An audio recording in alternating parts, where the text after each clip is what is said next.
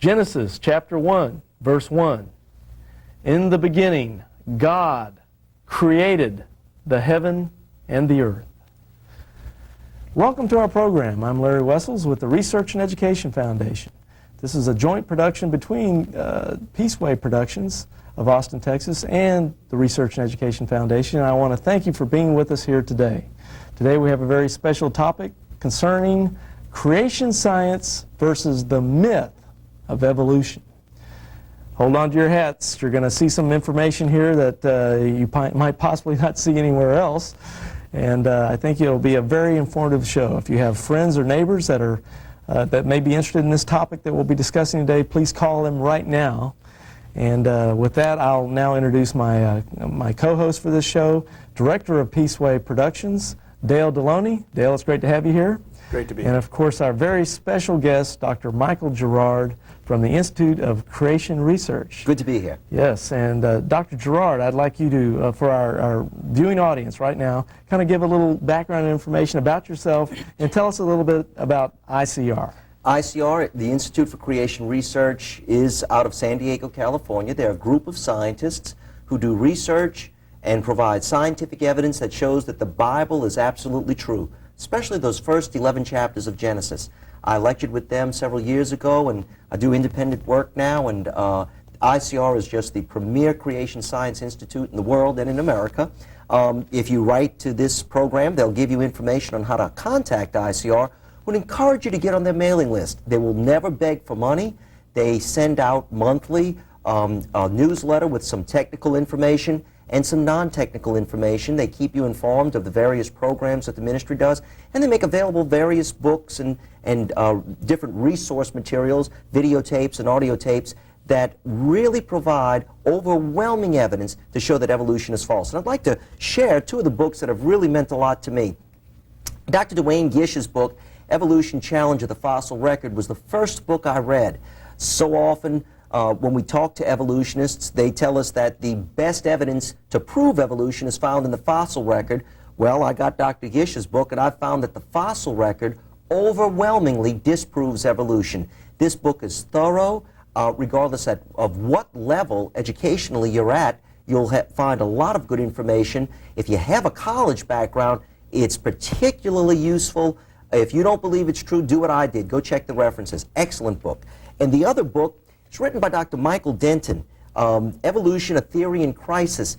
The reason why Dr. Denton's book is so good is because he is not a Christian, nor is he a creationist, but he provides overwhelming evidence to thoroughly demolish every aspect of evolution. The other thing he addresses particularly well is this idea about ape proteins being so similar to human proteins. He discusses that. He shows that that has nothing whatsoever to do with evolution, and he's qualified to do that. He's a PhD and an MD.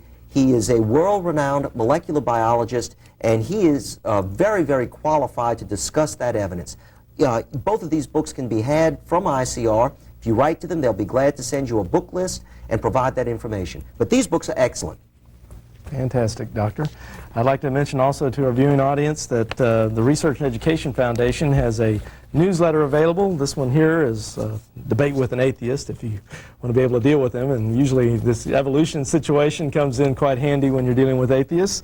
And I'd also like to mention also another fine book that, as Dr. Gerard was mentioning books that meant a lot to him, this book meant a lot to me when I was a young Christian, Science and the Bible.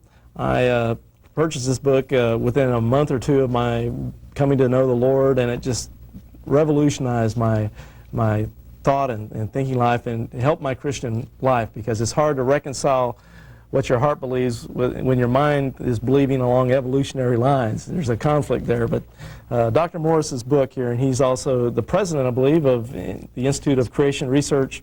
He wrote this book, and it's a fine tool, a fine addition to anybody's library that would want to have this, and it'll help them tremendously on this whole issue of the Bible and creation and evolution and all those aspects. So I just wanted to get that plug in. Now with that, I want to now turn your attention to this continuing series that we've been doing here. This is program number 3 in our Creation Science versus the Myth of Evolution series. we have been working our way through a chart. We're trying to get through common questions people have that pertain to this whole field of creation science and evolution. And in the previous shows, we've worked our way through some of the points, but today we're going to try to work our way through a lot more points, hopefully a lot more than we passed in the first two shows. And in today's program, we're now, as I move to the chart, I'll remove this chart here. I'm going to go to a chart about key questions people ask. And people ask, well, what about this and what about that? And, you know, this creation stuff is a bunch of mythology and you guys are a bunch of religious fanatics. Well, we're going to take a look at scientific evidence. Dr. Gerard's here, an expert in this field, and he will be answering these questions to help us better understand what are both sides of this issue. Because this is a main problem we have in our culture today, our society, is the kind of information Dr. Gerard is getting ready to present is the information that I think is mainly, as we've discussed in previous shows, suppressed in society, in the school system, in many theological seminaries, and many religions teach evolution. So, I mean, this is a concept that the evidence that Dr. Gerard will be giving us is a concept, evidence, and things that you just don't hear much of, but you're going to hear it today. So with that said, let me go right to the chart. We've already covered points 1 through 4 here on the chart. What about the pillars of the universe, fossils and living fossils, theistic evolution, and microevolution? And if you want to know more about those, call the cable company you're seeing this series on and ask them to replay shows number 1 and 2 that we've already broadcast, or contact our ministries for video copies. But you'll just have to wait till next time. We simply do not have enough time to go through these again. So we're going to pick up with point number 5 now. And I'm going to ask Dr. Gerard, what about amino acids, proteins, which are, I believe these are building blocks of life, and I think we have L-shaped, left-handed and right-handed, all that kind of good stuff. I'll let you talk about that. And how these pertain with an oxygen atmosphere, about the binding of amino acids and things of this nature. Now, right now, it doesn't mean anything to anybody, so I'm going to let you explain what these terse words mean and the ramifications thereof. Okay. When we start talking about amino acids and proteins, what we really need are proteins, because those are the chemicals in our bodies and in every living system that does work. Those are the things that are absolutely essential to do things in the human body. You cannot live without proteins. They form the backbone of the various hormones, etc. They form muscle tissue, and they're important to form skeletal tissue and various things. They're the backbone of the immune system. So proteins are those chemicals, large molecules in the body that actually do the functions that make us alive. No proteins, no life. Proteins are made up of chemicals called amino acids. Now, the evolutionist absolutely requires that just by the laws of chemistry and physics, amino acids form, and those amino acids come together the exact same way they would in a living system to form a protein, and that those proteins eventually gather together and form a living organism. That is absolutely essential for the evolutionary scenario, but there's a lot of problems. All of us who have gone through a basic chemistry or biology course have been shown the experiment by Miller and Urey, in which they boiled some chemicals in a chemical reagent pot and then condensed them and shot electricity over them and collected in a trap some amino acids. We were told that that experiment proved that life could evolve from non-life. That experiment proved it could never happen. Let me explain why. When we talk about amino acids that are found in living organisms, in every single protein, every single living system, every single amino acid is a left-handed amino acid. Amino acids come in 2 types, left-handed and right-handed. And if you have just one right-handed amino acid in a protein, that whole protein is non-functional. When we go into the chemistry, when we look at a living system, let me start there. Every single amino acid in every single protein is a left-handed amino acid, 100%. However, when we go into the chemistry laboratory and do what Miller and Urey did with their experiment, we always get a 50-50 mixture of left-handed and right-handed amino acids. And there is nothing that would make those left-handed amino acids line up with just left-handed amino acids. The laws of chemistry and physics would always produce a 50-50 mixture. Remember what we said? If you have even just one right-handed amino acid, that protein is non-functional. So even if we could get amino acids to come together to make proteins, they would be the wrong amino acids. And that is recognized by the evolutionists. I heard Dr. Stanley Argyll lecture at the University of New Orleans several years ago. And somebody asked him, Dr. Argyll, how do we overcome that problem of getting just left-handed amino acids? And Argyll said, son, that is the unsolvable problem. An unsolvable problem admitted by an evolutionist, and yet that's absolutely essential. The problem gets even more complex. You see, amino acids have to undergo an hydrolysis reaction in order to form proteins. The only problem is that if you just let amino acids sit by themselves, the laws of chemistry and physics allow the carboxyl group on the amino acid to react with the amino group, which is the wrong reaction. It's the wrong chemical bond. So we get amino acids coming together in a way that does not form protein. That's what the laws of chemistry and physics do. Now, in living systems, we have other proteins called enzymes that force the right reactions. We don't have that in just non-biological systems like Miller and Urey would propose. But there's another problem.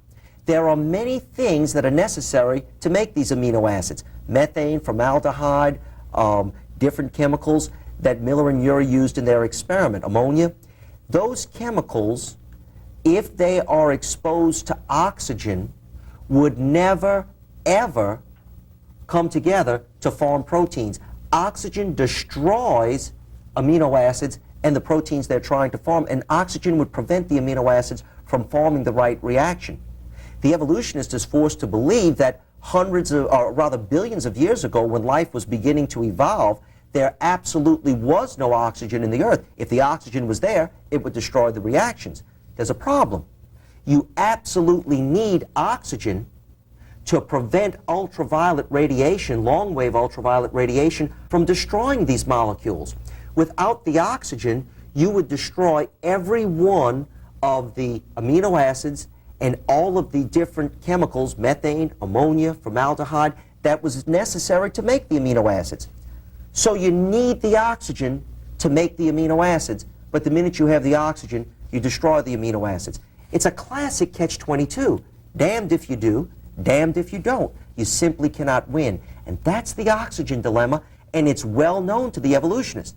Now, while they're forced to believe that somehow a miracle occurred and the laws of chemistry and physics were violated, they know very well that they cannot get this to occur as long as there's oxygen or non-oxygen. What they're forced to believe is that there was a period in the ancient Earth, billion years ago or so, however long ago they think evolution occurred, when there was no oxygen. There's a problem. And the problem is the evidence. When we look at the evidence, this is what we find. And let me quote from E. Dimroth and M.M. Kimberly, Canadian Journal of Earth Science, 1976. Quote, in general, we find no evidence in the sedimentary distribution of carbon, sulfur, uranium, or iron that an oxygen-free atmosphere has existed at any time during the span of geological history recorded in well-preserved sedimentary rocks. And that's what forced Thaxton, Bradley, and Olson to conclude, since living organisms and organic molecules need the protection from ultraviolet radiation provided by an ozone screen, yet the presence of oxygen prevents the development of such living systems and biological molecules, this would seem to constitute a catch-22 in the model. The evidence says that there's always been oxygen, but the oxygen would destroy everything that we're trying to make. Classic catch-22. Life from non-life simply could not occur. Not because I say that, but because the laws of chemistry and physics demand it. Very well said. Well, I'd just like to add that when you, again, you have to explain, the evolutionists cannot explain how anything, how all that we see around us came out of nothing, and then he cannot explain how the random elements would acquire information, and amino acids is a far cry from a complex, information-filled living cell with a nucleus and a membrane. And you ask them, well, how did life come from non-life? We don't know that either. And then they try to say it was an accident, but you've just proved that it cannot accidentally, a time plus chance.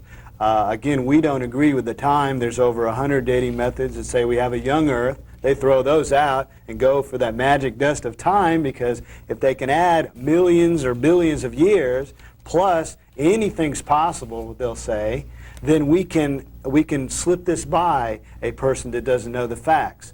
The facts that Dr. Gerard just mentioned, which are you cannot have amino acids forming even the basic protein accidentally. And these are the basic building blocks of life. They're absolutely essential. You cannot do without them, plain and simple. Oh, very good. That's right. All right, now as time flies, let's move on to the next point. Mutations. What about mutations? Can't you have like ultraviolet rays and a fruit fly turns into a beetle or something like that? Or whenever you've all heard of it, somebody exposed to radiation and they may lose their hair or turn into somebody or get 3 hands or whatever it is. What about that? They could become Spider-Man. That's right. But when we look at mutations, the key point is that even if you did form somebody with 3 hands, or even if you did form somebody with an extra nose or whatever, you would start with a man and end with a man. And that's what we notice with mutations. And here again, this is an area that we have gone out and done the experimental homework to determine whether or not mutations can cause evolution. And the answer has been overwhelmingly no.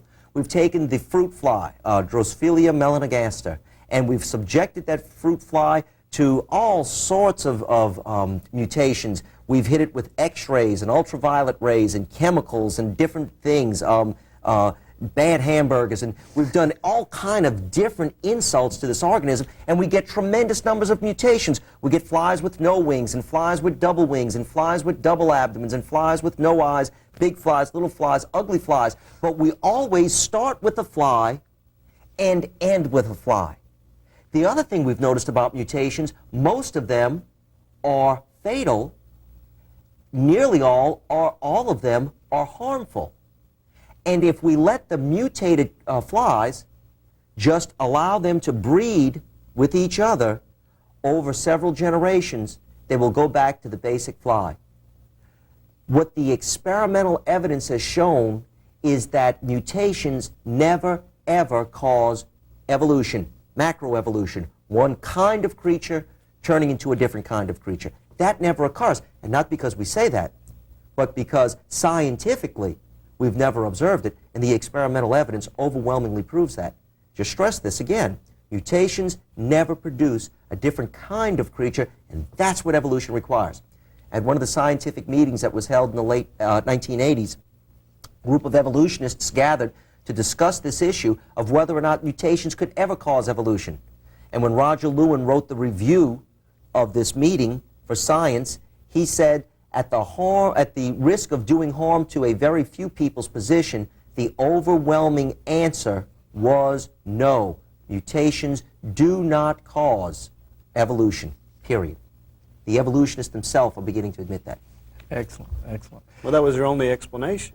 I mean, they got to have some way where a species could go from its, with its DNA code that reproduces after its own kind, which goes with the Bible, what God said in the beginning, to somehow break out of that and become all the different species we see today. But scientifically, and it's verifiable, each kind reproduces only after its own kind, and like a cat does not reproduce as an elephant. And we already showed in the previous shows that in the fossil record there are no missing links in any of the chains of species. In the fossil record, there are missing links. Well, there are missing links, yes. but they've found no transitional forms, is what I mean to say. Right. And then if you have mutations that transferred, that somehow became better, then you should see transitional forms. You don't. So then I hear some of the scientists have gone to where one species just kind of leaps magically to another. We'll get to that. That's coming up on the chart. Okay, all right.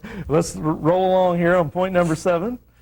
Man made in the image of monkeys, homology, because that's the study of similarities and things of that nature. And things that tie in with this are like the find of Johansen, I think the Lucy skeleton and so forth. And then we want to get into basically man's evolutionary tree I'm talking about the Cro-Magnon man and the Java man and Piltdown man and all those kinds of men. And then, of course, another thing also would be ontogeny recapitulates phylogeny. Right. Hey, that's a mouthful. But anyway, this is kind of a vast subject here, so let's let Dr. Gerard give us some comments here. Whole bunch of things. Let's start with whether or not man evolved from an ape-like creature. If you look at the various ape men or the proposed ape men, every one of them falls out of the tree. As I tell people, if you look at the fossil record, and I'll give you the summary. Number one, you find fossil evidence of apes, you find fossil evidence of men, and you find scientists who monkey around with the evidence. There is no evidence whatsoever for fossil ape men. All of this talk about Neanderthal man. What a lot of people don't understand or don't realize is that a skeleton of Neanderthal man was found buried in chainmail armor in Poland around 1910. That skeleton dated to about the 14th century. Well, Neanderthal man was around in the 14th century. C. Loring Brace from the University of Michigan stated in 1989 Insight magazine that Neanderthal man is modern Western European. So Neanderthal man is not an ape-like creature. When we talk about Java man, we look at the leg bone of a upper thigh bone of a human with the skull cap of an ape. The man who discovered it, Dr. Eugene Dubois, concealed the fact that he had found 3 fully human skulls several miles away, about 60 miles away, in the same layer of rock, which would totally disprove his theory. Well, he knew that, so he buried those skulls under the floorboards of his bed to totally conceal the evidence. Dubois himself admitted before he died that what he had found was just a large orang type creature, just a large ape. Or possibly, yeah, a giant gibbon. Yeah. Neanderthal man, Cro-Magnon man, when Cro-Magnon man drew pictures of himself at the cave in Lascaux-les-Châteaux, he drew pictures of himself wearing top hat, having neatly trimmed beards. The women were wearing skirts. So Cro-Magnon man appears to have been a very, very modern individual. He kept an accurate calendar, had a very high degree of social order. His cave art was some of the most beautiful art in the world, and what he did was that he conformed the three-dimensional outlines of the animal to the three-dimensional outlines of the cave that he drew on. So he was an artist of incredible skill. The Lucy find is a very interesting find. In reviewing Lucy and the whole story that involved with this alleged ape man, one of the writers who wrote the book The Bone Peddlers, a gentleman by the name of William Fick, said that Lucy strikes a new low in scientific credibility. What a lot of people don't realize is that Dr. Adrian Zillman in New Scientist magazine showed that the skeleton of Lucy is virtually identical to a green forest pygmy chimpanzee. But they don't give you $100,000 research grants to find green forest pygmy chimpanzees. Very plain and simple. How about the Peking man? The Peking man, there is no evidence. All of the skulls that allegedly were a part of Peking man were stolen. Peking man has a very interesting story. All they found in this area of China were skulls. They found no body. Well, most apes have a body and a skull. There's something interesting. Let me say this also with Peking man. There are no skulls. There is no evidence that remains. There's plaster of Paris models that were made. But the early descriptions by the people who were right there at the site when these skulls were uncovered all described small triangular-shaped, monkey-looking skulls, nothing like the skulls that we see now. But all the skulls were stolen. You're not seeing actual representations. I want to emphasize that.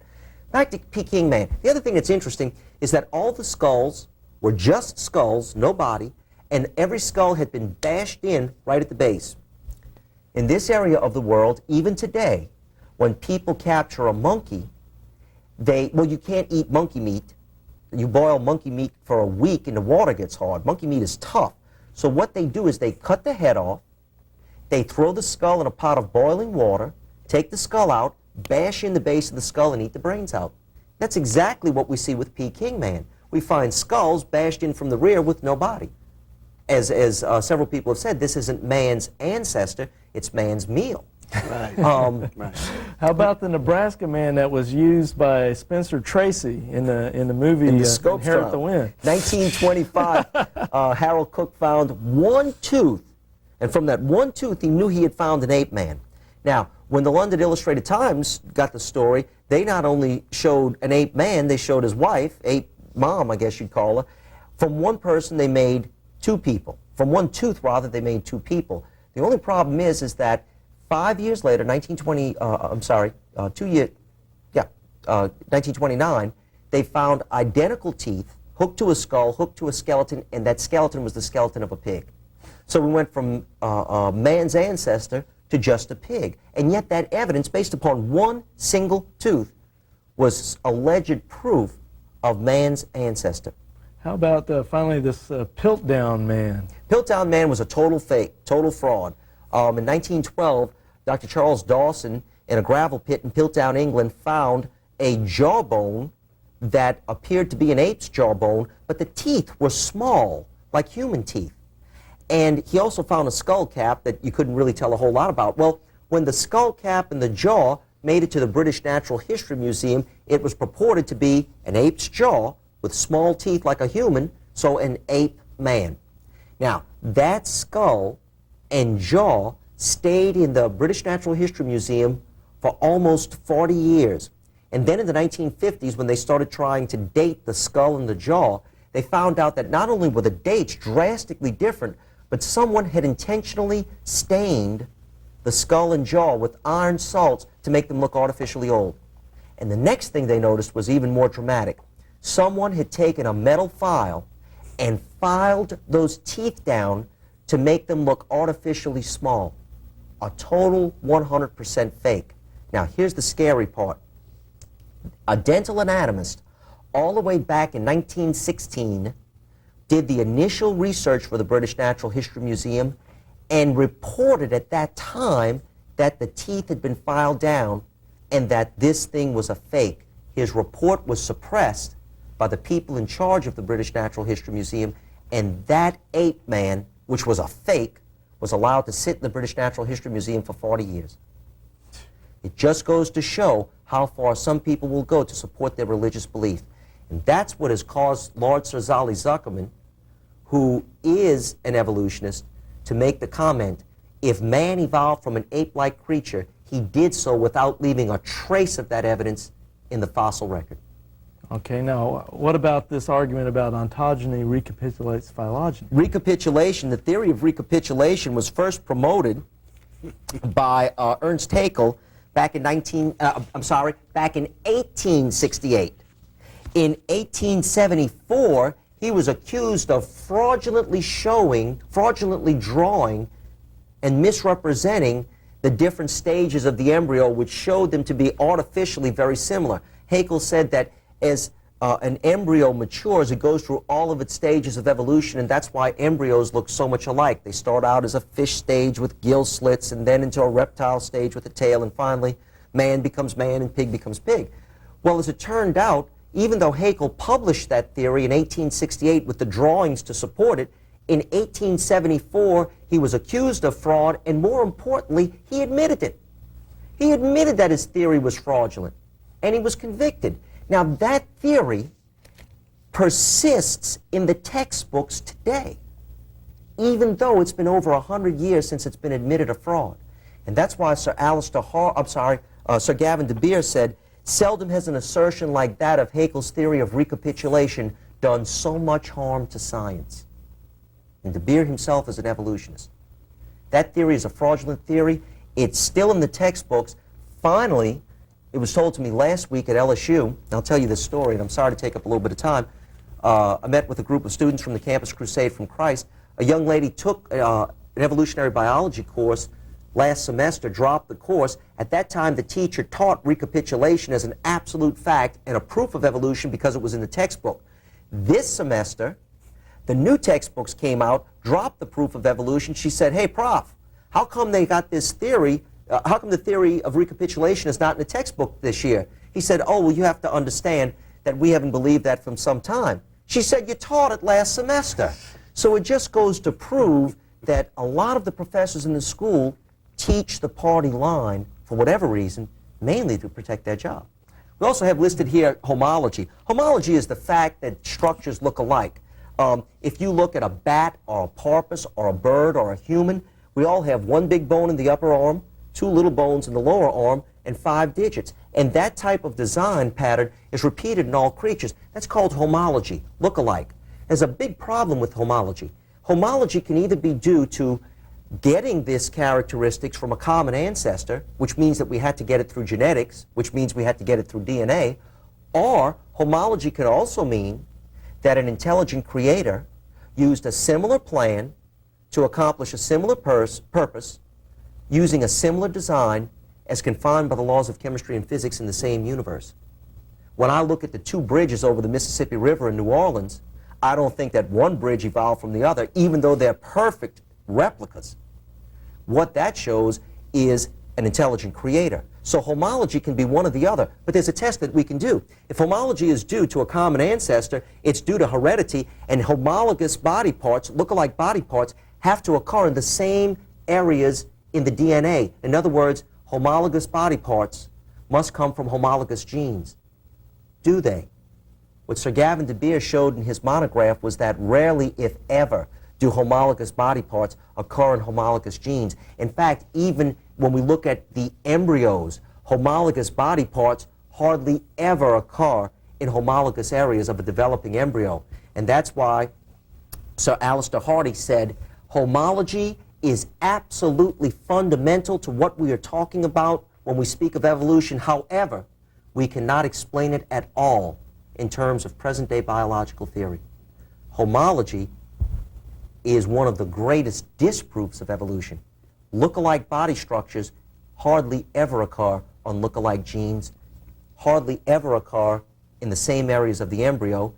And as Sir Gavin de Beer asked, listen, if you look at your leg has 1 big bone in the upper leg, 2 little bones in the lower leg, and 5 digits. Do you think your legs evolved from your arms? Or did the arms evolve from the legs? Homology fails at every area except if it's an intelligent creator using that optimal design through the same plan to accomplish a similar purpose. That fits homology, not evolution. Very good. Very good. Okay, as time flies, as I keep saying, we're trying to get as many points in as possible. And we've touched on this in previous programs, but just recapitulate. Okay. Couldn't resist that. The thermodynamics, the second law, and you've already touched on some physics when you were talking about amino acids and these other things, but just briefly if you could. Okay. The second law of thermodynamics, as it applies to information theory, says you can't get more information than what you start with.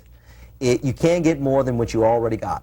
So if I'm going to get this much information, it has to come from a source with at least that much information. It also says that over a period of time, I will lose information. My information will become less ordered. The second law of thermodynamics says that I could never, ever start with molecules that have no information and build into living organisms that have a lot of information in their DNA. The probability of that occurring was calculated by an evolutionist, Dr. Morowitz, considered one of the greatest physical chemists in the world. He said the probability that 1 E. coli bacteria would evolve any place in the universe in 5 billion years is 1 chance in 10 to the 100 billionth power. You heard right. 1 chance in 10 to the 100 billionth power. That's a 1 with 100 billion zeros behind it. The national debt is $4 trillion, I guess depending on what time of the day it is, it's between $4 and $5 trillion, and that's only a 1 with 12 zeros. Now here's the incredible thing. This is 1 chance in 10 to the 100 billionth power for evolution to have ever occurred one time to produce not us, but an E. coli bacteria, and yet Morowitz believes that that's true. That's faith. That's blind faith. And that's religious faith. That's religious faith, much more than what I have. In fact, you've almost answered the next point on the chart here about the laws of probability. Let me just pick up on it. Sir Fred Hoyle said that the probability that life forms have evolved this way is equal to the chance of a tornado sweeping through a junkyard, fully assembling a Boeing 747 from the materials therein. And Hoyle is an optimist. He says the chance is only 1 chance in 10 to the 40,000th power. So Hoyle is much more optimistic than Morowitz. The probability statistics show us how absolutely absurd this all is. And remember, Emile Borel, he's a French mathematician, statistician, considered an expert in the field, said that if you exceed a probability of 1 chance in 10 to the 45th power, or 1 chance in 10 to the 50th power, You are dealing with events that will never, ever be observed to occur any place in the universe by a human observer. He said, now, if you want to deal with events every place in the universe that don't require a human observer, then you've got a chance that once you get above a chance of 1 chance in 10 to the 200th power, then that event could never, ever occur at any time in the universe ever. And we're dealing with probabilities of 1 chance in 10 to the 40,000th, 1 chance in 10 to the 100 billionth power. Well, according to Burrell, those events exceed the natural laws of probability. And if you're looking at something that you believe that exceeds the natural laws of probability, then it's no longer natural, it's supernatural. The evolutionist is forced to believe in the supernatural. He is the most religious person I know. Excellent. And his own science condemns him. Let me just say that. That's right. It's been argued, oh, well, the laws of probability don't hold. I want to remind you, the laws of probability is what makes quantum mechanics work. If we do away with the laws of probability, especially in large numbers, then we have to dismiss all of quantum mechanics. We have to assume that Las Vegas went out of business a long time ago. The laws of probability is what keeps Las Vegas in business. So the laws of probability are real, they do work, and we see them experimentally function every day. Excellent, excellent. All right, moving right along. Of course, you brought up many problems for evolutionists, and some of them seem to try to get away from that with coming up with other theories and ideas, such as Goldschmidt's hopeful monster theory. And of course, there's other people talking about directed transpermia or something along those names, that we actually came here from space aliens from another planet because they can't see any evolution here. They figure, well, of course, we got here some Who other made the way. space aliens? That's right. You can put the problem out in outer space. Yeah, it just moves the problem away from people you. won't think about it, but you do have to say, well, who made the space aliens? Exactly. So what do you have to say? And that's exactly it. We haven't come up with a theory of origins. What we've just done is pushed it back further to another planet.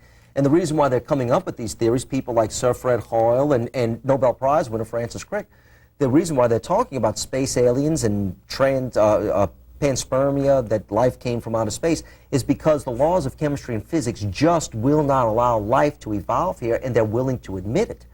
Fred Hoyle, who came up with the quote about the tornado sweeping through a junkyard, went through a very long mathematical procedure with Chandra-Wick Ramashan to prove that life could not evolve here on Earth. Said the laws of chemistry and physics and the probability that you can put on those laws just does not allow for the evolution of life here on Earth. So they've recognized that. This hopeful monster theory, Goldschmidt back in the 20s said, listen, let's be good scientists.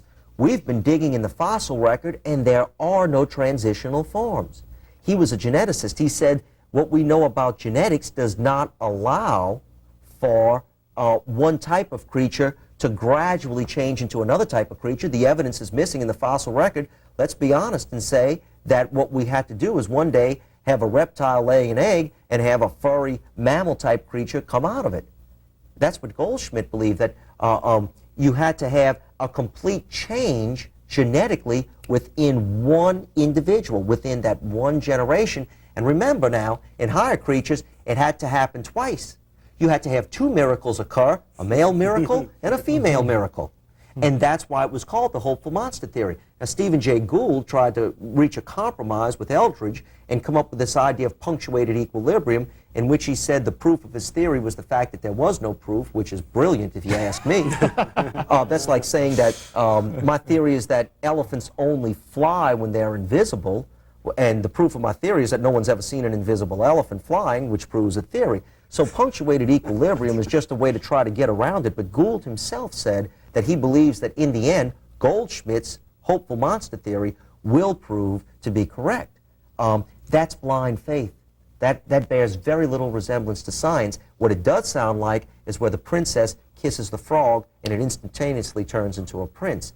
That you can sell that to a 4-year-old, but it shouldn't be sold to a college student who's paying good money to believe in the absolutely ridiculous and the absurd. The hopeful monster theory is nonsense, and the space aliens is really not an answer.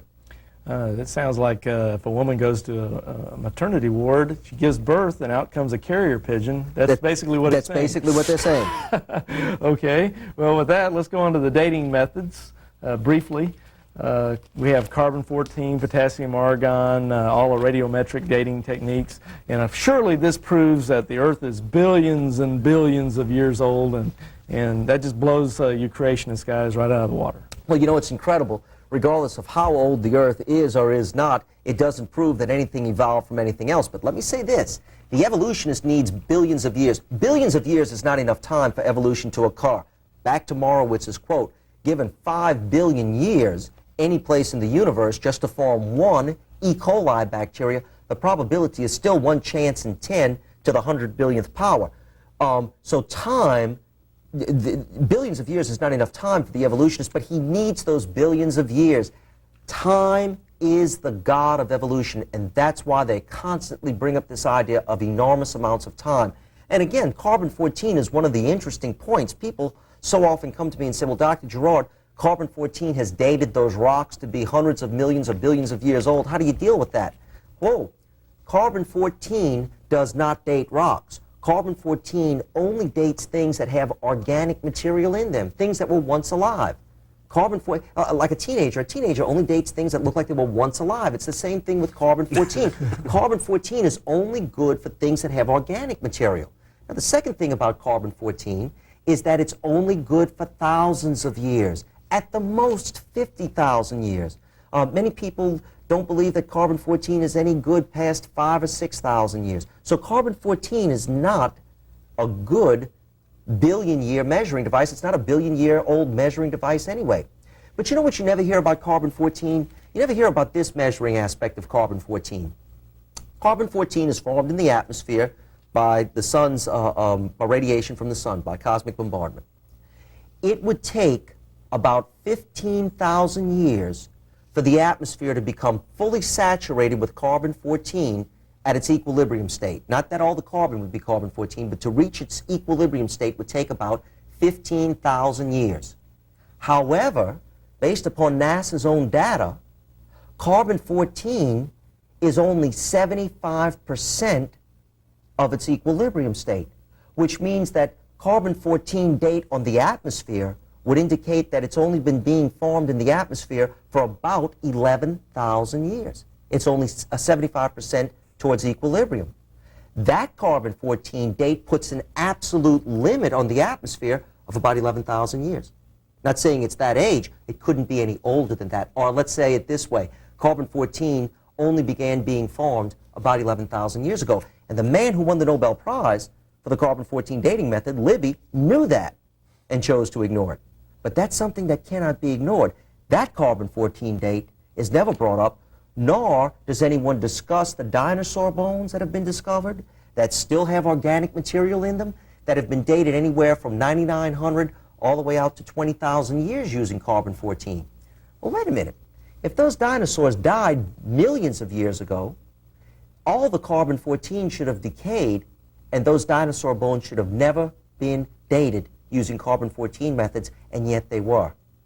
And that can be verified with the Radiocarbon Journal, where those dates are published. Carbon-14 does not give us old dates. But what about the dating methods that do give us old dates? Uranium, lead, potassium, argon, rubidium, strontium. Any dating method or any measuring device is only as good as it is accurate. Now, when we use these old-age dating methods like potassium, argon, to date rocks, what we are dating is the time when that rock went from a liquid state to a solid state. Have we ever seen rocks go from a liquid state to a solid state? Certainly, we've seen various volcanic rock that has gone from a liquid to a solid state. When we go and date those rocks to test how accurate the rubidium-strontium method is, we get incredible numbers.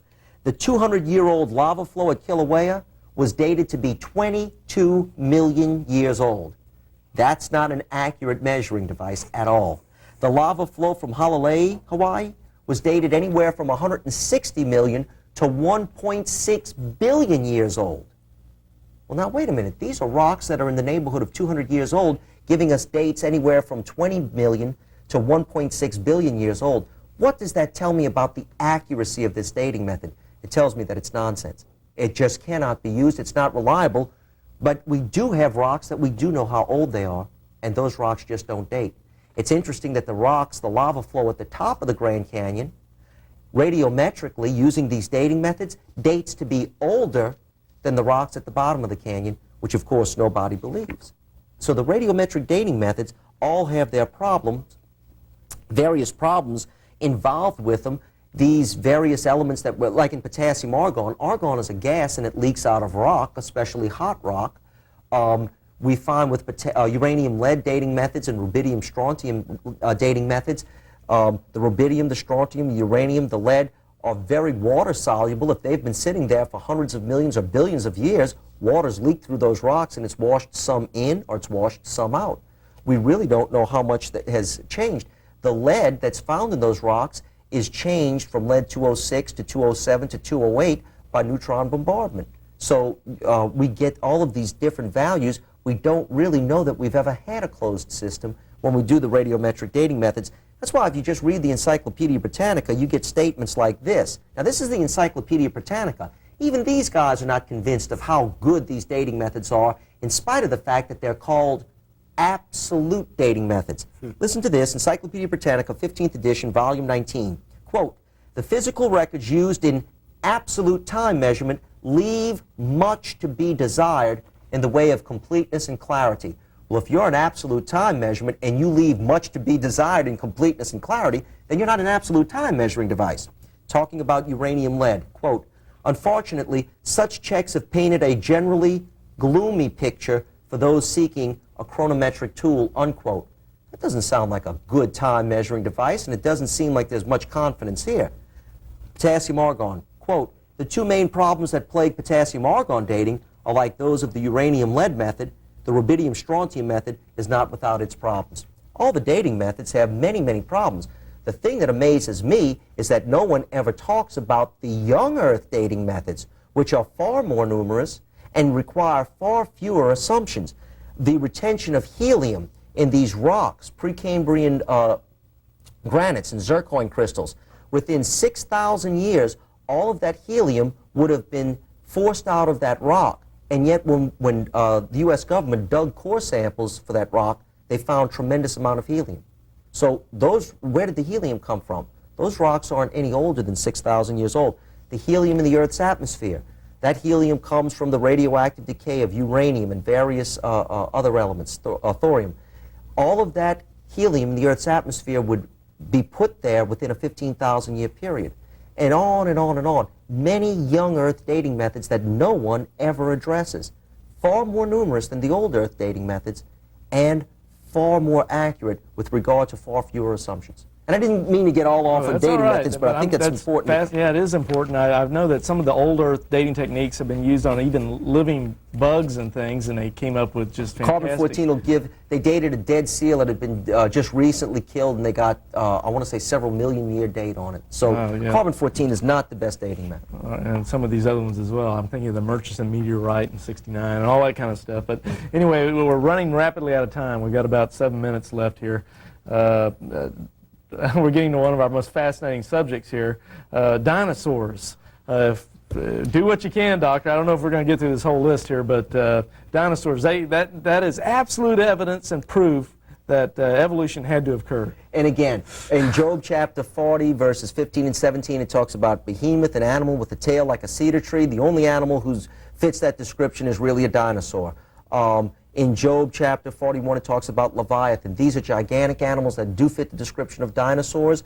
Where did the dinosaurs come from? God created them very, very simply. The evolutionist has no answer for the origin of dinosaurs. They admit that in the literature, that there's no evolutionary links between the dinosaurs that have the reptile hip bone and the bird-like hip bone. So the origin of dinosaurs is a mystery for the evolutionist. For the creationists, it's easy. God was there, God saw it, God created it. Eyewitness reports, as you were reading in Creation Ex Nihilo, about people who have seen dinosaurs. Dr. Roy Mackal in 1980 claims to have seen a brontosaur-type dinosaur. Various people who have reported eyewitness accounts. The picture of the plesiosaur caught off the coast of New Zealand in 1977.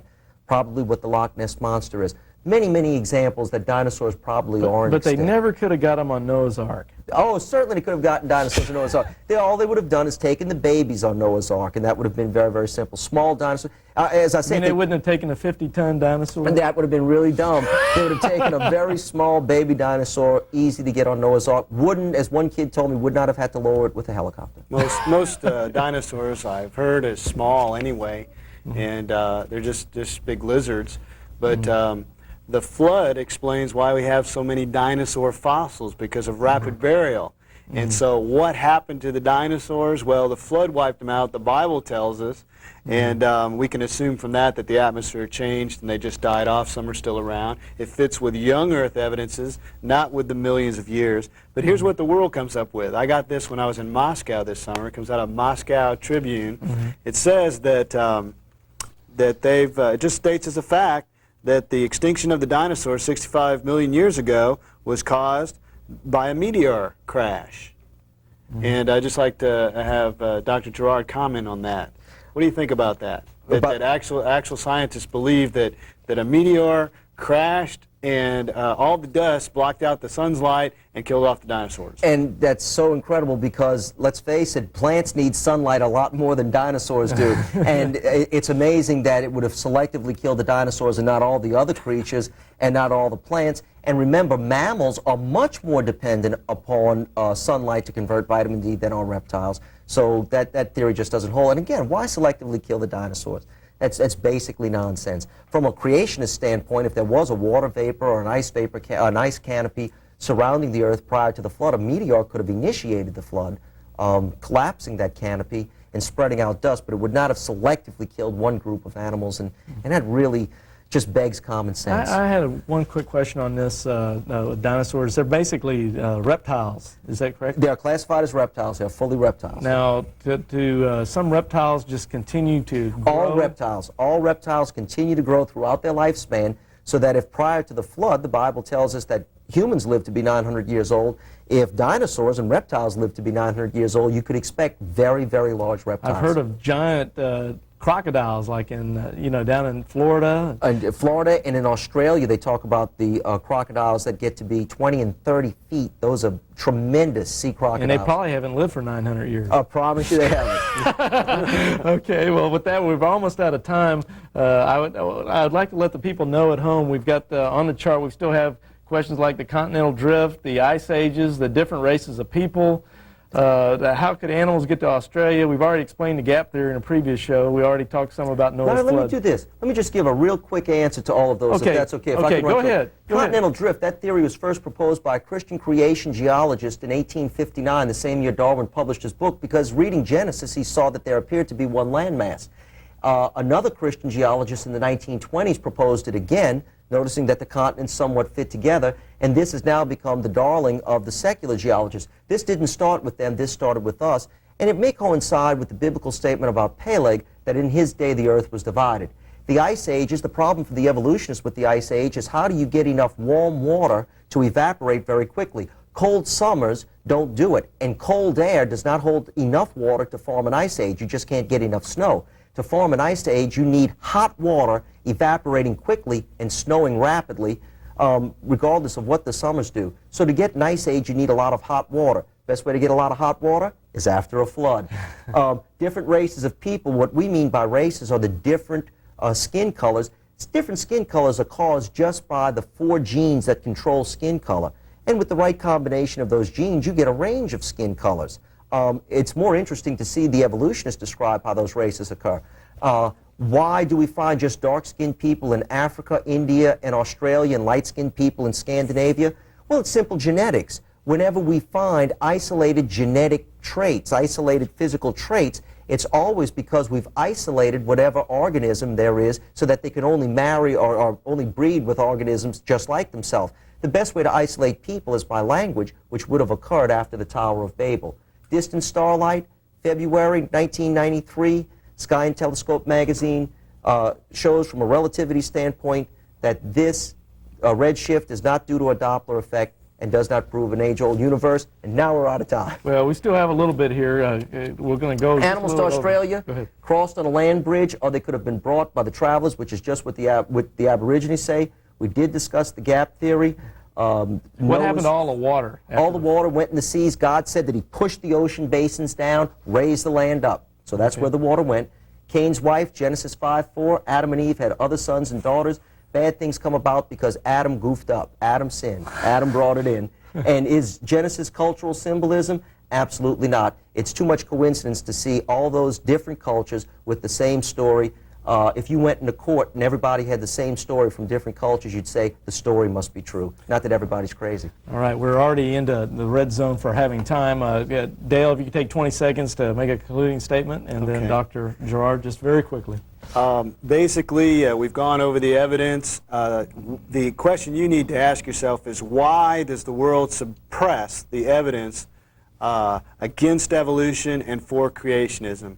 And the answer is in the Bible, that man is a sinner and is separated from God. And our only hope is to give our lives to Jesus Christ and have that fellowship restored with God. Otherwise, you'll die in your sins and spend eternity in hell.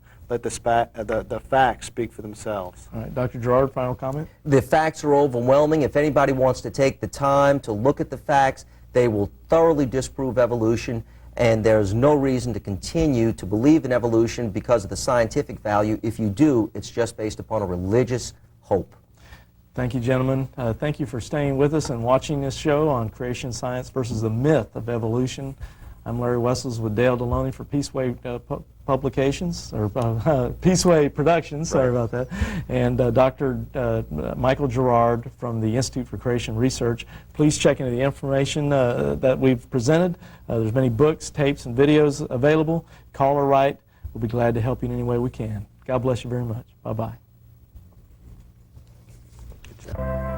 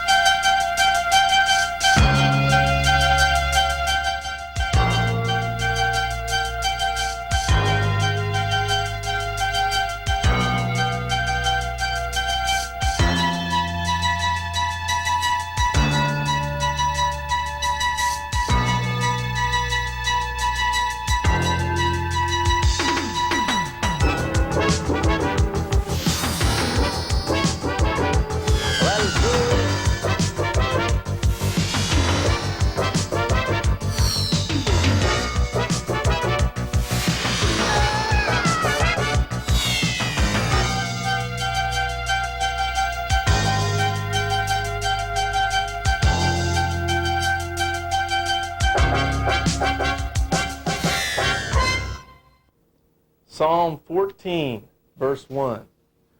The fool has said in his heart, there is no God. They are corrupt, and they have done abominable works. Greetings. I'm Larry Wessels. I'm your host for this program, representing the Research and Education Foundation and Peaceway Productions. We have a very special topic today, a series that may very well interest you. It's the topic of creation science versus evolution. This is show number 4 in a continuing series. We hope it'll inform you and lead you into some areas of thought that perhaps you've never considered before. And I think it'll be well worth your time to listen to the information we're about to present. to join me in this special program is Dr. Michael Gerard from the Institute for Creation Research. And I'd just like to go now to Dr. Gerard and introduce him. Dr. Gerard, it's great to have you here. Good to be here. Thank you. And as we usually do, as we've done in the previous shows in this series, parts 1, 2, and 3, we usually like to have you just talk a minute to the audience and tell a little bit about yourself and the Institute for Creation Research. The Institute for Creation Research is a group of scientists out in San Diego, California, properly in El Cajon. They're a group of researchers that provide scientific evidence that shows that the Bible is scientifically accurate, especially in those first 11 chapters of Genesis. They provide evidence that shows that evolution is false. They provide evidence that shows that the earth is not billions of years old, and they provide this evidence in a scientific way. They make resource material through books and tapes and videos available, and they do an ongoing outreach program to present this evidence to people in a way that they can understand it. I myself am a medical physician from the New Orleans area. I've stepped down from my medical practice at the present time to do full-time work in this area of biblical apologetics, specializing in the area of creation science, and it's great to be here. Oh, it's great to have you here, Doctor. It's truly an honor. Appreciate it. And folks, so if you have a friend or a relative or somebody that you know that's an atheist or really believes in evolution, that we came from a monkey's uncle, well, call them right now while we're still early in the show and have them tune in. Or get your VHS tape out and record this show and show it to them later. But whatever it is, do it now as we're getting ready to begin here on what I think will be a fascinating show, showing evidences for a young Earth, not an old Earth that's billions, as Carl Sagan would say, billions and billions of years old, but actually a lot younger than that. We'll talk about many other topics as well, pertaining to the whole issue of the creation science versus evolutionary concept. Now, as I've mentioned before, this is show number 4 in this series. We've covered quite a bit of material in the previous 3 shows, so if you're interested in seeing those, please contact this ministry. Our phone numbers and addresses will be at the end of the show, and also throughout the show you'll see a phone number come up from time to time. And you also have the option of calling your local cable access programming department and asking them to replay the previous shows in case you missed them for your benefit in that regard. So you have many options here to get the information you would like in creation science versus evolution. Okay, with that said, I'd like to pick up basically where we left off last time in show number 3. Basically, we ran out of time is what it came down to, and we kind of raced through a bunch of issues in the previous show that we'd like to, now we won't take that much time because we have a lot more material we want to get into, but we'll go back a little bit. We'll rehash just a little bit on some of these points. Let Dr. Gerard speak to these issues in maybe a little fuller way, but not taking all that much time so we can get into another area of, a wealth of information that we want to get in this 1-hour show that we have here today. So, Dr. Gerard, I'm going to go back to the chart that we were on in the previous show and kind of recap a little bit, give you a chance to just say a little bit more about some of these issues that we didn't have much time to refer to last time. So if our viewers at home would take a look at the chart board that we have here, we were asking questions about what about different issues, topics, and so forth. As you can see here, we were asking about dinosaurs before and dating techniques, and we moved down through the continental drift and the ice ages, the different races of people, and we were getting down in here to distant starlight, which ties into the Big Bang and the redshift, and then other things like how could animals get to Australia. Well, it was in this area here from I think numbers 16 down through 22 that we didn't have much time left to really analyze it in detail. And of course, we don't have that much time now either, so Doctor, if you could, in a fairly quickly succinct way, kind of rehash this and give our viewers at home a little more information about these things, but realizing all along that we have a lot more to go, and so save us a little time for the other things. But Doctor, could you briefly address once again this issue of the distant starlight, the redshift issue, and how it pertains to the Big Bang? But the distant starlight, does that really prove that that the universe must be billions of years old because the stars are so far away and it takes millions and billions of years for that light to travel to Earth, and that's how they can tell that we've been here for eons? one of the big questions and one of the big objections about a young Earth, and I do believe in a young Earth and a young universe, which the Scriptures, while they don't give an age for the Earth, do imply absolutely that the Earth and the universe are very young. One of the objections that many people raise is this: if we can see stars that are 14, 15 billion light years away, it would take 14 or 15 billion years for that light to reach Earth. And we believe that because we thought that the redshift, a pattern of light, or a light measurement that we measure when we look at different stars, they believe that the redshift was due to a Doppler effect. Well, in the February 1993 edition of Sky and Telescope magazine, which is a secular magazine, two scientists, very reputable scientists working with NASA, have demonstrated that the redshift is not due to a Doppler effect. I want to repeat that now because I know what all of us were taught in our textbooks. The redshift is not a Doppler effect. The reason why they say that is because when we look at some of these very distant stars, especially some of the quasars, they have a redshift equal to 4, which would mean that those stars are moving away from us at 4 times the speed of light. And nobody believes that anything can move faster than the speed of light. Well, astronomy was in quite a difficult peril to explain what that redshift was. They jumped to special relativity, which would allow them to use equations that would explain redshift as having a speed of less than the speed of light.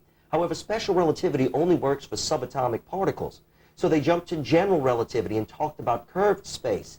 And in Sky and Telescope's magazine article, they pointed out that while that redshift could be due to a theory of general relativity, it does not mean that it took billions of years for that light to get from those most distant stars. In fact, as they talk about space expanding, with this general theory of relativity, it may only take thousands of years for light to get to those distant stars. And that's in a secular journal.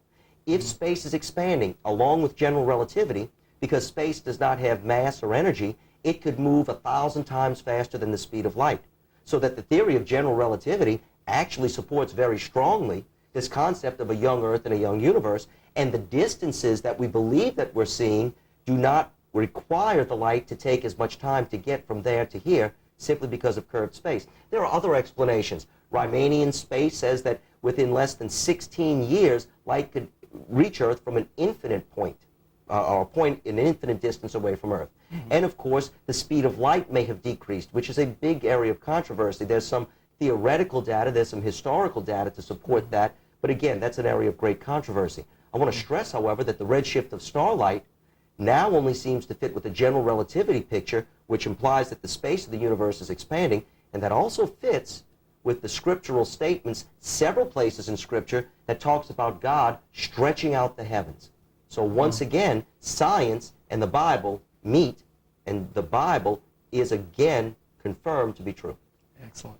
Well, with that, briefly, Doctor, a lot of people have this question. They wonder about how could animals get to Australia? There's Australia, this continent, or, you know, it's stuck out there in the water, and how do the kangaroos and all those guys get out there? So, well, of course, we have the question of how could kangaroos and the different marsupials get to Australia, because we see some very unusual animals in Australia, animals with pouches, animals that don't have a placenta. What we're looking at there is one of several explanations. Of course, after the Great Flood, when the animals all came off of Noah's Ark in the Middle East, the kangaroos could have simply hopped to Australia. We believe that a lot of water was locked up in giant inland lakes and in the Ice Age, in those ice sheets that were coming down from the North Pole, so that the level of the ocean and the sea would have been much lower at that time, and there would have been a natural land bridge extending from Asia all the way to Australia. But another good way to find out how the animals got from Australia would be to ask the people who are native to Australia. It's interesting that the natives in Australia, the Aborigines, believe that they are one of 3 brothers who survived this giant flood on a raft and who came from far east. And the Aborigines state that the one brother that did migrate to Australia brought the kangaroo and the dingo and the wombat to Australia with him. So another good theory about how the kangaroos and the different marsupials got to Australia is the simple explanation of the Aborigine, that men migrating to Australia after the flood, or more properly after the incident at the Tower of Babel, simply brought those animals with them. Now, which explanation is true? Did they hop there, or were they brought there? No one knows. But the Aborigine does have that legend that they were brought. fascinating. All right, as we keep moving along here, the gap theory. Why did God take 6 days? And did those days mean like a day age, like one day could mean 1,000,000 years? Is that what we're referring to here? Comments? The gap theory is a theory that was proposed back in the 18th century to explain away the fossil record. Scientists kept finding multiple layers of rocks that contained fossils, and as they kept going further and further down in these layers of rock, they would find that the animals that were peculiar to certain layers would completely disappear. In other words, they became extinct as you went down or as you went up in the rock layers. And because there were so many different types of fossil species, some people estimate over 100,000, scientists began to think that there were simply too many animals to fit on the ark. And what they did is that they went to the theologian and said, wait a minute, the Bible story about the flood cannot be true because, not because of the data, but because our interpretation of the data doesn't fit with the Bible's record. As a result, the scientists told the theologians what God really meant, and the theologians went on with it. So that the theologians at that time bent the scriptures. They said, well, maybe there's a place in the scripture for two things: millions and millions of years to account for all of the fossil extinctions, and a gap in which you had many things killed prior to Noah's flood. In fact, prior to the onset of man coming to earth. And the place where they put that initial terrible event that caused mass death of animals was between Genesis chapter 1, verse 1, and Genesis chapter 1, verse 2. They said that the gap theory, as they proposed it, stated that when God created everything originally, he created the angels, dinosaurs, and a whole bunch of other animals to be on earth with Lucifer. That when Lucifer rebelled, God sent a flood, if you will, the Luciferian flood, that destroyed the angels that were there, along with all the things that were alive on earth at the time, and that the fossil record represented that initial flood, that Luciferian flood, which the Bible never speaks of, and that those billions of dead things buried in those rock layers were a remnant of Lucifer's flood, that some of the upper layers were a remnant of Noah's flood. Now, there's many, many problems with that, but the initial intent was to put a gap in there of millions or hundreds of millions or however much time you needed. The problem with that theory is that it discounts, number one, the clear language of the Hebrew, because between Genesis 1:1 and Genesis 1:2 is the Hebrew word wah, which is a direct conjunction that connects verse 1 with verse 2. So from a language standpoint, there was no need to put that. The other problem was that it contradicted the Bible in Romans chapter 5:12, where it says that by man sin entered into the world, and that from sin came death. So from what I read in Romans 5:12, death came into the world as a result of man. And the word used for world there in the Greek in Romans 5:12 is the Greek word cosmos, which means the entire world, all living things. Romans 5:12 says that there was no death in the world until Adam sinned. In 1 Corinthians 15:21 and verse 22, it talks about how by man came death, by man came also the resurrection of the dead, for as in Adam all die, even so in Christ shall all be made alive. Well, that's a very interesting comment in the New Testament, because it says there that man brings death into the world, man takes death out of the world. If the first part of those verses is false about man bringing death in verse 22 identifying that man is Adam, then the second half of the verse must also be false, that man brought death out, the resurrection, and that's the entire gospel. So from a biblical standpoint, the gap theory doesn't make a whole lot of sense. With regards to the days of Genesis, some people have now tried to put that time into the area of the day, possibly explaining that the day is a long period of time, or an indefinite period of time, or a geological age, or even billions of years. Let's discuss that. The Hebrew word that's used for day in Genesis chapter 1 is the Hebrew word yom. Yom can only have one of three meanings. It can, number one, mean an indefinite period of time, which it doesn't mean in Genesis 1, because we do have very definite periods of time. First day, second day, third day, etc. Those are very definite periods of time. The second possible definition for the Hebrew word yom is that yom means the daylight portion of a day. Again, that's not what it means in Genesis, because we have evening and morning being the first day, evening and morning being the second day. So it's not just the daylight portion of the day, but also the evening portion of the day also. So it can't mean that. That only leaves us with one-third definition for the word yom, and that is an entire 24-hour period, a day from sunup to sunup or sunset to sunset. And that's exactly what it means in Genesis. There's some good evidence to support that. Whenever the word yom is used elsewhere in the Hebrew text with a number, and it's used 357 times outside of Genesis 1 with a number, every one of those 357 times, it means a literal 24-hour day. Why would it mean anything different in Genesis chapter 1? Also, when the Hebrew word yom is used outside of Genesis 1 with a limit, like evening and morning, or a perimeter, all 58 out of 58 times that it's used outside of Genesis 1 with a perimeter, it always means a 24-hour day. If God was trying to say that he created everything in 6 literal 24-hour days, the word he would have used is yom, and he would have used it exactly the way he used it. That was the clearest way to make that statement. One other quick statement on that. In Exodus 20, verse 10 and 11, and in Exodus 31, verse 15 and 17, God tells the Jewish nation to work just like he worked. How did the Jews work? 6 consecutive 24-hour periods and rested the 7th 24-hour period. So that we see that the Jews understood Genesis chapter 1 to mean that God worked on 6 consecutive 24-hour periods and rested the 7th 24-hour period. God did not tell the Jews to work for 6 billion years and rest 7 billion years, the 7th billion year. God told them to work for 6 24 hours, rest that 7th 24 hour.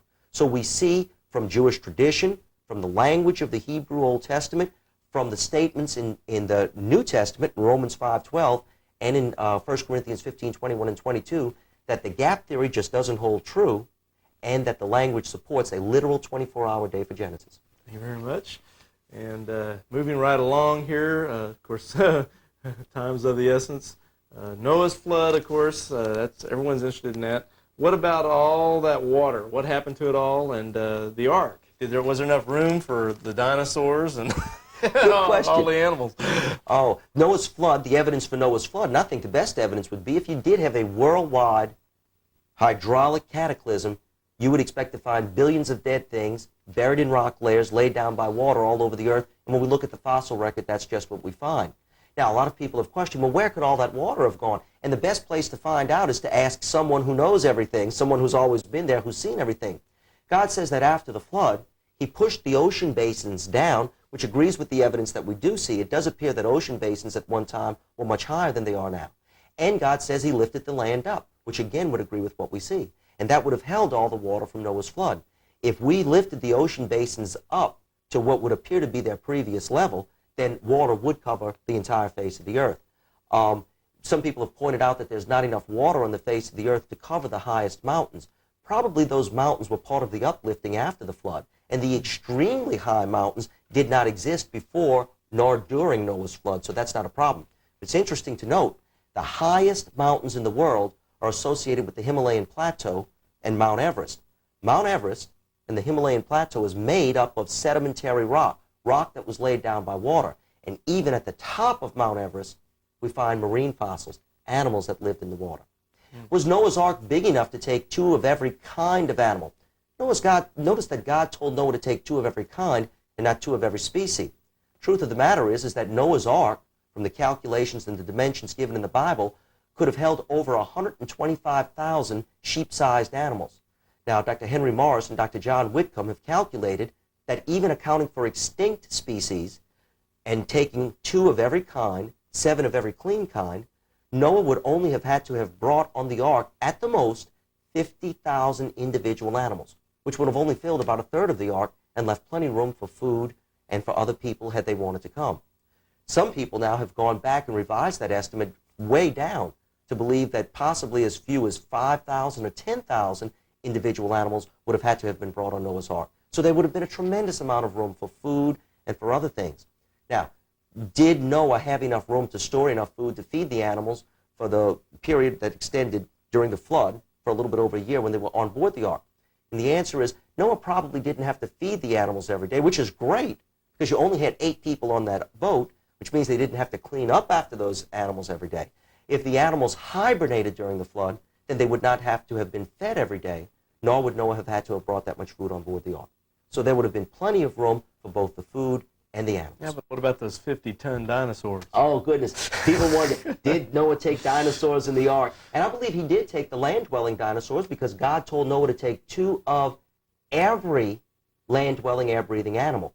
But Noah didn't bring the biggest dinosaurs in the ark. He brought the babies, the small ones. And how did Noah know how to do that? The Bible tells us that Noah did not go out and collect the animals, but rather God brought the animals to Noah. And God knew exactly which animals to bring, exactly which animals would be necessary to repopulate the earth. Very good. As we move right along here, Cain's wife. I mean, do you really expect anybody to believe? I mean, that destroys the Christian evidences. I mean, Spencer's Tracy made it inherit to win. I mean, it's obvious, right? And again, all we have to do is read our Bible, go back to the word of someone who knows everything, we find those answers. This is an easy one to answer, but I will say this, it's one of the most asked questions out of Genesis. If we read in Genesis 5:4, Adam and Eve had other sons and daughters, and Cain probably married either his sister or his niece. Now, many Christians object to this and say, but now, wait a minute. Doesn't God set standards and rules and commandments against marrying a close relative? And the answer is yes, that's very true. But God did not give those orders until during the period of the Mosaic Law, which would be around 1400 BC. This period of time, around when Cain was alive, would go all the way back to about 4000 BC, judging from the genealogy in Genesis chapter 5. So the law against marrying a close relative didn't come about until 2,600 years later after the flood, and that law was given because of the accumulation over that long a period of time of genetic mutations in close relatives. If you marry a close relative, you're much more likely to get the same genetic mutation, which causes a birth defect or even death, from a close relative than you would from an absolute stranger. Because Adam and Eve, they had many children. And many sons and daughters. Cain had plenty of women to choose from. Absolutely. Okay. And it doesn't tell us when he married. It just says that he did marry. Right. The next, moving quickly, how do bad things come about? So many people want to know why does God allow evil? How did evil get in the world? And that's one of the 7 philosophical questions that all philosophers have asked. What is the origin of evil? The Bible, being a complete philosophical book, being a book that by itself, and I will say this, it is the only philosophical system that answers all 7 of those questions to a satisfactory inquiry. The Bible tells us that evil came about not because God created it, but rather that man chose to disobey God and brought evil into the world because of man's disobedience. So that evil enters the world through man. When we look at the evil in the world and wonder why God allows it, we should ask this question instead, why did man bring it into the world?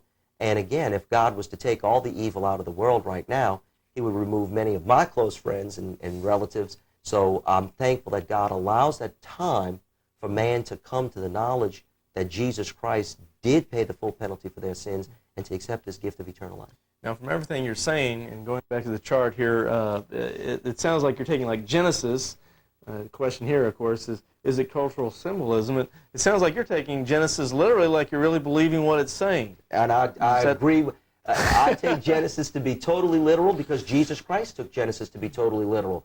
I guess one of the foundations and possibly the most important part of Genesis that applies to you and me and every other human being is the story of Adam and Eve.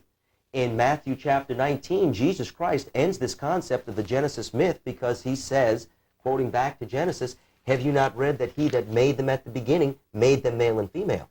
Now, Jesus Christ believed that Genesis was an absolute true story, and Jesus Christ did not lie. So I'm either stuck with the problem that Jesus is lying to the people he's speaking to, or Jesus, being God, knows exactly what he's saying and is saying Genesis is 100% accurate history, not a cultural symbolism. Very good. Now we're getting to the part of the show that I've been looking forward to. We've recapped from the previous show now in more detail. We're now going to talk, a lot of people are wondering about the kind of evidences we're about to bring up here. They want to know some good scientific evidences for a young Earth. All they ever hear in their public schools is billions of years we're old and evolution and everything, like it's a scientific fact.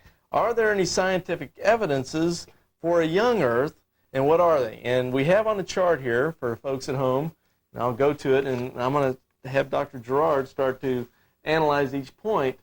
But we're going to look at evidences for a young Earth, and point number 1 states, too much helium in hot rocks.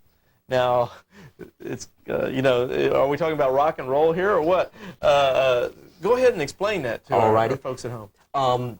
The U.S. government did a survey all the way back in the 1970s in which they took very, very deep core samples from the center of the Earth, from very far down in the Earth, in which they were measuring various structural qualities of what they call Precambrian granites, what they believe to be the oldest basement rock on the face of the Earth.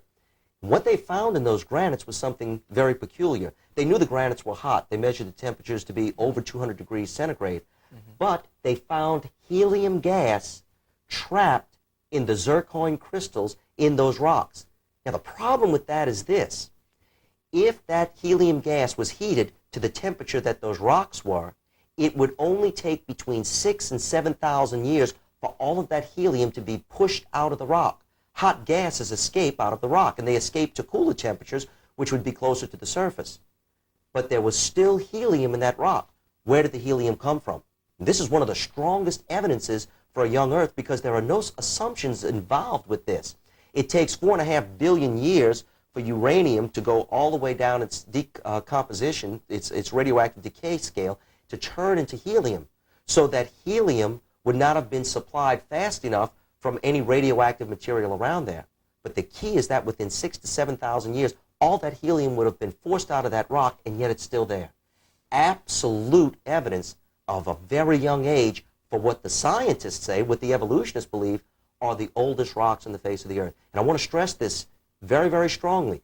You don't need to make any assumptions in this except that the laws of chemistry and physics always work. Outstanding. So that the mere fact we have so much helium in those rocks tells us that we're dealing with a very, very young age for those rocks, less than 7,000 years. Strong indicator. A lot of people have a lot of difficulty with that, but when you're talking about evolution, it's something that's been so indoctrinated in all of us. You get it in your religion. The seminaries teach it. A lot of religions teach evolution. And then this religion of evolution as we believe it to be. I believe evolution is a religion. It's just religious faith that for origin of a mindless universe and billions of years and a Big Bang and all that kind of. It's just a religious concept. And Larry, it's interesting that even the evolutionists say that, and I keep going back to Sir Karl Popper, who is called the greatest philosopher of science who ever lived, who is an evolutionist, and who says flatly that evolution is not a scientific theory, but a metaphysical research program. He goes on to say it's important to show, therefore, that Darwinism is not a scientific theory, but metaphysical. He calls it the equivalent of a religious belief. Right, very good. And I think, Doctor, you're aware of, I think, a Dr. Barone.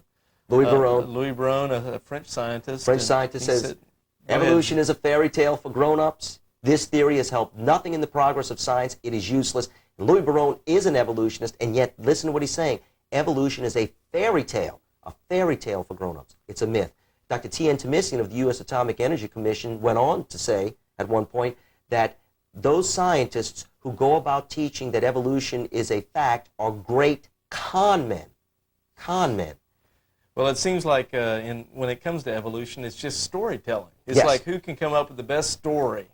And the other problem with it, Larry, is that no matter what evidence we purport to disprove it, they simply change the theory. Right. And even the evolutionists, several evolutionary scientists have said, wait a minute, our theory is so plastic it can explain everything no matter what you find, so that there's no way to disprove it, which means that it is technically not a scientific theory. Right. In order to qualify as a scientific theory, again, back to Popper, you must be able, at least in principle, to theoretically or actually disprove a scientific theory. Since evolution cannot be disproven, it doesn't even account for a theory.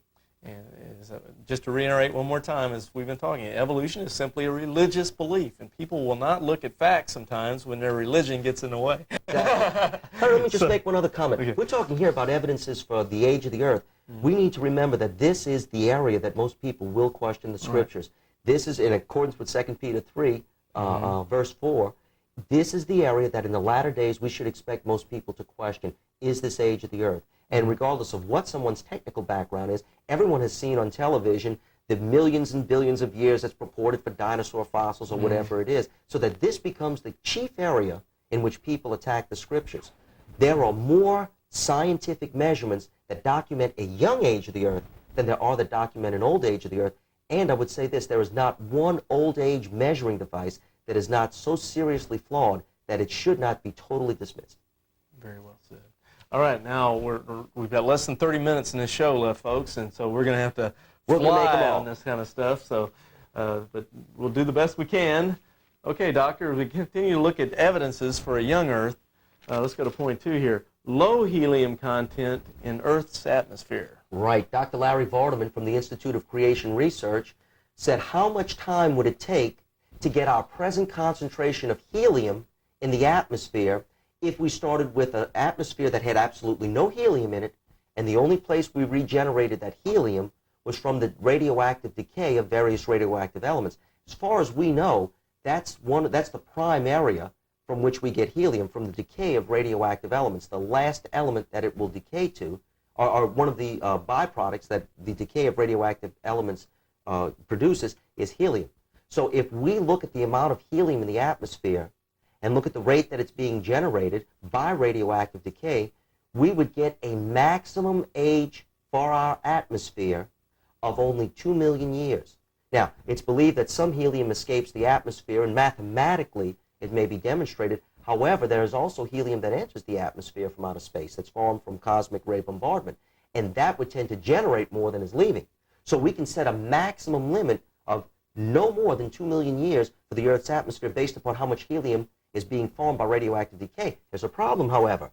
We know that when volcanoes erupt, they spew helium into the atmosphere. So that 2 million year date would decrease drastically, especially if there was tremendous amount of volcanic activity, as we believe occurred during the worldwide flood. So again, we don't get an age of the Earth's atmosphere. We get a maximum limit to where we can say it can be no older than this. And from the measurement of helium in the Earth's atmosphere, we know that it could be no older than 2 million years.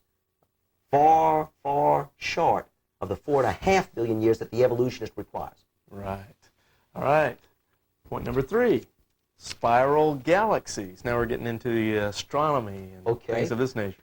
The astronomers tell us that they believe, anyway, that they can calculate the mass of these spiral galaxies and that they can calculate the speed at which the arms of these galaxies rotate. Well, if you take that mass and you take that speed, what you'll find is that the outer fringes of those arms are moving faster than escape velocity. And the inner parts of the galaxies are spinning much faster than the outer parts. Well, within less than 100 million years, those galaxies would have completely degenerated. The outer parts would have broken away, the inner parts would have completely dispersed, and you would have no spiral galaxies. And that's for every spiral galaxy that we observe. And yet, even though within 100 million years there should be no spiral galaxies, we find spiral galaxies all over the universe. Which tells us what? That the age of the universe, at least those galaxies, should be less than 100 million years old. The evolutionist, on the other hand, requires that those galaxies be there for billions and billions of years, if I can quote a friend of mine, and that just doesn't fit with the evidence that's available and what they believe is the mass and the velocity involved. So the spiral galaxies, instead of speaking very strongly for an old universe, speak very definitively for a young one. Excellent. All right, point 4, short period comets. I don't know if you remember about Comet Kahutek and some of these Halley's Comet and all these kind of guys. Okay, Let's explain. talk about it. Well, you know, Halley's Comet, it was very interesting this last time it passed. It was sort of a fizzle. It wasn't as bright as everybody thought it would be, and a lot of astronomers told us not to expect it. And the reason is, every time a comet passes by the sun's gravitational attraction rips off some of the comet's material.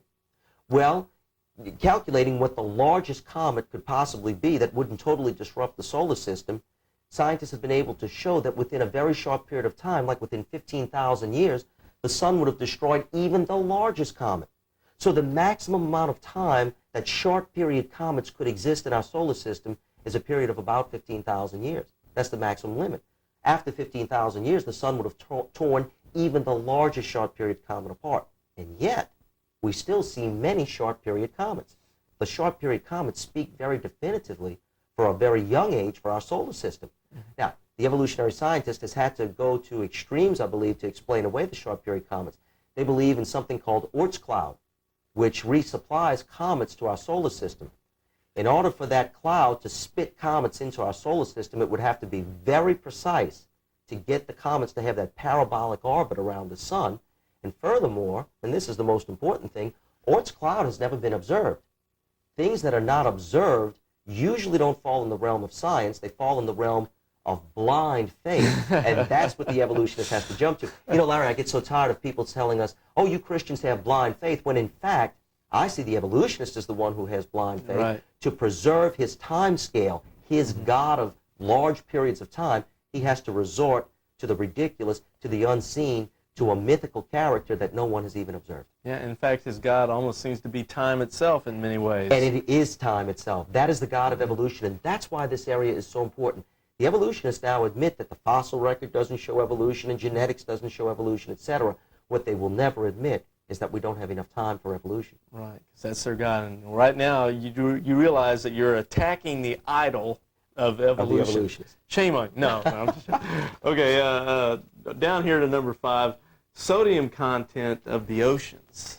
Excellent. Dr. Steve Austin from the Institute for Creation Research did a very extensive study on sodium into the oceans. We know that sodium chloride, is dumped into the ocean from the various rivers, and the rate at which it's put into the oceans has been measured very, very accurately. We also know that volcanic activity underneath the ocean adds a certain amount of salt every year, and we know that salt is removed from the ocean by the lapping of ocean waves on the shore and some other different processes such as evaporation, etc. Dr. Austin took all of those influx and efflux factors into account, took the rates at which sodium is added to the ocean and is removed from the ocean, and showed that sodium is added to the ocean much, much quicker. He showed that if one started with a completely pure ocean, 100% sodium-free, using these very well measured and very well known rates of sodium entering and leaving the ocean, in less than 62 million years, we would arrive at our present concentration of sodium in the oceans around the world. And that concentration is fairly in equilibrium. It's fairly constant no matter where you go. The maximum age that the oceans could be, not the age, but the maximum age, would be a limit of 62 million years based upon the sodium content of the oceans. Very good study, very well measured. It's something that's here on Earth. Again, a young age indicator.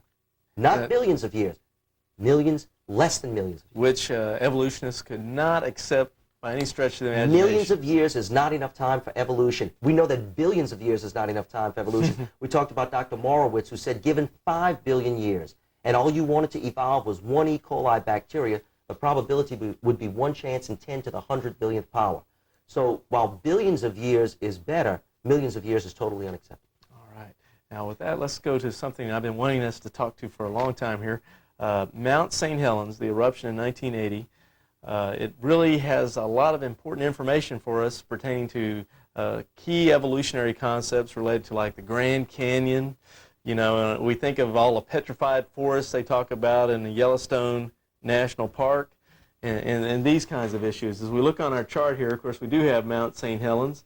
I would like you to address the important discoveries made by that volcano in 1980 pertaining to the Grand Canyon, Yellowstone, and of course the idea of missing strata, which would then in turn mean missing millions of years of time and things of this nature. So it's very interesting because the Grand Canyon has been a tremendous mystery for evolutionists.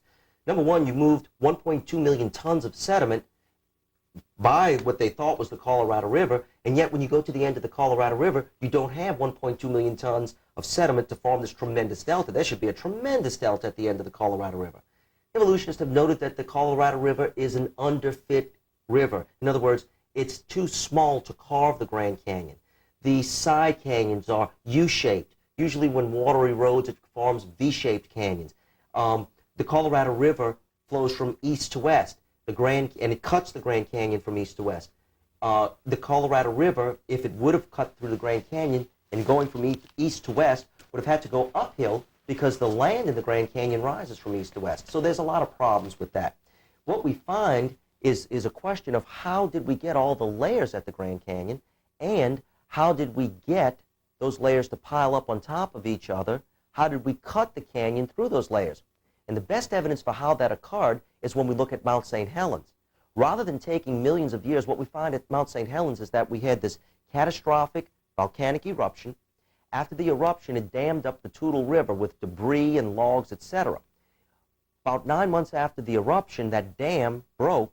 Water came rushing out of the tremendous lake that was formed behind it and carved in solid rock in less than 1 day a canyon identical to the Grand Canyon, but 1/40th the scale. So that we've actually seen a canyon identical in features to the Grand Canyon carved in less than 1 day. The best explanation for the Grand Canyon is that it was carved as a result of a catastrophe, possibly a worldwide flood. The other thing that we see at Mount St. Helens, which is very, very interesting, at the bottom of Spirit Lake, the trees that surrounded the volcano were just blown completely down. The bark and the trees, many of the trees were blown into Spirit Lake. The bark was completely stripped off these trees. That bark settled to the bottom of Spirit Lake and formed a gigantic layer of peat. Dr. Steve Austin, who's done a lot of the research in that area, reports that if Mount St. Helens would erupt again from the heat, it would turn that peat into coal, and we would have the instantaneous formation of coal, not over millions of years, but instantaneously, very, very rapidly. The other thing we see at Mount St. Helens answers one of the mysteries from Yellowstone Park. Yellowstone Park, we see trees standing upright, extending over many layers of rock. The evolutionist has to believe that those trees stood upright over the millions of years that it took for those rocks to be deposited. That doesn't make a lot of sense because trees rot and decay very, very quickly. Even when wood is treated with our current chemicals, it still rots and decays. How did those trees get between all those layers of rock? We're seeing exactly the same thing at Mount St. Helens. When those trees were blown down and floated on Spirit Lake, the roots, the ball of roots at the end of the tree became waterlogged before the trunk. Those roots caused the tree to tip over, sink to the bottom of the lake, and what we're finding now is that layers of silt and ash that are going to turn into rock are building up slowly over those upright logs and will form just what we see at Yellowstone Park. Not over millions of years or hundreds of millions of years, but rather rapidly within a few years before those trees can rot and decay. What we're seeing the missing strata? The missing strata at the Grand Canyon is another very, very interesting feature. What we find are layers of rock that fit perfectly on top of the other layers of rock. However, at the Grand Canyon, we find missing from the rock layers the Ordovician, Silurian, and Devonian rock layers. We're missing a couple of 100 million years of rock. Where did it go? The evolutionists would tell us erosion. However, those layers of rock sit very, very comfortably with what we call a smooth bedding plane on top of the rock layers that are above it. We have missing rock, but that missing rock just doesn't fit any evolutionary scenario. It destroys that idea of uniformitarianism. Exactly. And okay, well, I thought that would be of great interest to a lot of people who have gone to those places and seen all those evolutionary signposts everywhere that tell you about the petrified forest in Yellowstone. And just make Grand one Canyon. other quick mention. Okay. The rock, the lava flows at the top of the Grand Canyon, when we use radiometric dating methods, date older than the lava flows at the bottom of the canyon. In other words, the rocks at the bottom are younger. That doesn't make any sense at all. Exactly. Of course, the evolutionist isn't going to go out of his way to tell you about those problems, is he? No, I promise you. And you probably will never see that in a textbook. Never be written up. Because it just kind of messes up the whole religion, doesn't it? But anyway, let's get back to this evidence chart.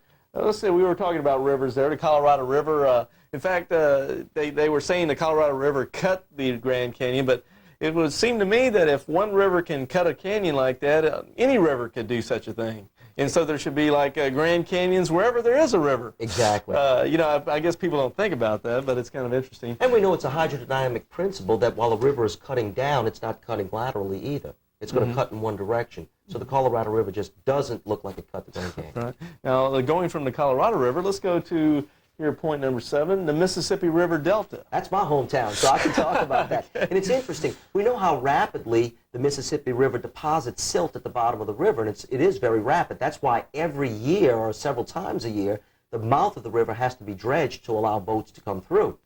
Even in Mark Twain's day, and he's the one that wrote this, he was able to take those simple calculations of how rapidly silt is deposited, the depth of the Gulf of Mexico, and point out that within less than 1 million years, the mouth of the Mississippi, the delta, should extend all the way to the tip of South America. So within 1 million years, the Mississippi River should have already gone past the Gulf of Mexico. That doesn't make any sense, and that's not what we see. I see. All right. with about 10 minutes or so to go, we've got eroding continents. What do you have to say about that, Doctor? All righty. We know about how fast the continents erode. It's more in some places and less in others. Within about 15 million years, the continents should have been eroded all the way down to the level of the ocean, all over the place. Now, it's pointed out that, well, we believe that the continents are uplifting at the same speed, approximately, that they're eroding. That's a tremendous leap of faith because we haven't measured that all over the world. So to say that those continents are eroding at the same speed that they are being uplifted takes, to me, a tremendous leap of faith. That's almost believing in a miracle. And again, to believe that that would have occurred over 15 million years is tremendous. The mechanism by which those continents are uplifting at exactly the precise rate to keep them from disappearing is, again, something that remains a mystery, is not discussed. 15 million years to the geologist is a very short period of time. Those continents should be rising very, very fast. Now, just once again highlights the religious overtones and undertones of this whole concept of Exactly evolution. right. Okay, with that, let's move on down here. In fact, this came up today, just as a point of interest to our listeners and viewers. We were at the University of Texas campus today. I got a little sunburn here or whatever out there. It was a hot day, and the students were out there on the west mall of the campus of the University of Texas. And one of the students brought up this point, the point number 9 here, the rings of Saturn. I believe it was in Sky and Telescope magazine in 1982, somebody pointed out that based upon the rotation of Saturn and based upon various gravitational factors, that the rings of Saturn, being composed of a very, very light particulate dust, would have completely dissipated, would have completely disappeared within about a 10,000-year period. So that within 10,000 years, the rings of Saturn should be gone. And yet, everyone believes that Saturn and all the planets in the solar system are about 4.5 billion years old, as the evolutionist tells us, about the age of our solar system. But in less than 10,000 years, those rings would have completely disappeared. So here again, we have evidence that contradicts the religious belief of a very, very old Earth, a very old solar system. Those rings should be gone in 10,000 years. All right. Number 10, missing solar neutrinos. Now, what is a neutrino, first of all, Okay. then go ahead and explain the rest. A neutrino is a subatomic particle that results from nuclear fusion. All the way back about 100 years ago, just a little bit less than 100 years ago, Lord Kelvin was able to demonstrate that if the sun was burning by gravitational collapse, it would completely burn out in 30 million years, which was very disturbing to the evolutionists. Well, they hypothesized that if the sun was burning by a nuclear fusion reaction, it could burn for billions of years. And so they came up with that theory. There's only one problem. If the sun is burning by nuclear fusion, it should be emitting enormous amounts of neutrinos. Well, Bacall and Davis, two researchers, went to a South Dakota gold mine in the 1970s and started testing to collect these neutrinos to document that the sun was burning by nuclear fusion.